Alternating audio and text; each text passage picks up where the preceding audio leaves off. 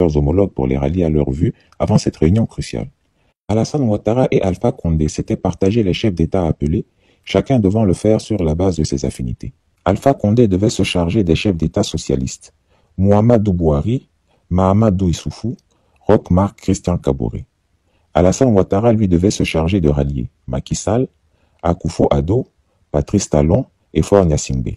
Ceci fait, ils se sont autorisés à effectuer le décompte des chefs d'État favorables à leur thèse de la fermeté extrême vis-à-vis du Mali.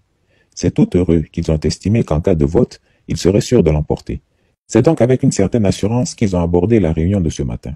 Mais quelle ne fut leur surprise quand les choses ont pris une tournure imprévue après la présentation de la situation. En effet, dès l'entame des discussions, Alpha Condé et Alassane Ouattara ont ouvert les hostilités contre la junte et le peuple malien. Ils ont eu des mots particulièrement durs à l'endroit des militaires maliens et de l'imam Mahmoud Dicko. Ils ont demandé des sanctions sévères ciblées contre les membres de la junte, les leaders de la coalition M5 RFP qui soutiennent le coup d'État.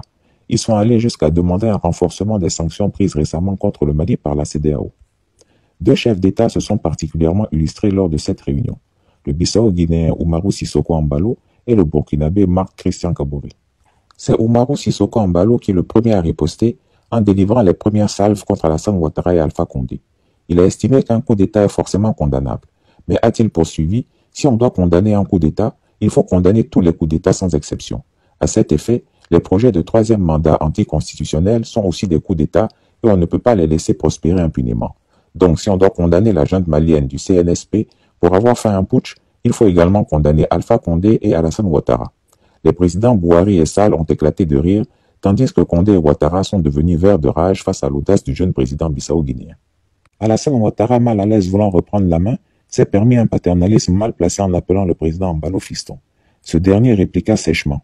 Il n'y a pas de fiston ici, il n'y a pas de petit pays ici. Il y a des chefs d'État qui sont tous égaux et j'entends assumer pleinement la souveraineté de mon pays. Cela a cloué le bec à Alassane Ouattara qui n'en revenait pas devant tant d'audace. Le président du Burkina Faso, Roch Marc Christian Kaboré, a été particulièrement remarquable dans l'analyse qu'il a faite de la situation au Mali. Il l'a dit pour désavouer Alassane Ouattara et Alpha Condé qu'il est illusoire, voire utopique, de penser qu'il est possible de rétablir Ibeka au pouvoir. Diplomatiquement, c'est infaisable, militairement, c'est aventureux, et politiquement, ce serait une agression contre la souveraineté du peuple malien. Il a déclaré que lui, Roch Kaboré, ne s'inscrirait jamais dans cette dynamique. Plutôt que de faire pleuvoir des sanctions sur le Mali, il a proposé qu'on aide le peuple malien à s'inscrire dans un schéma de sortie de crise pour le rétablissement rapide des institutions dans l'intérêt de ce pays et de la sous-région.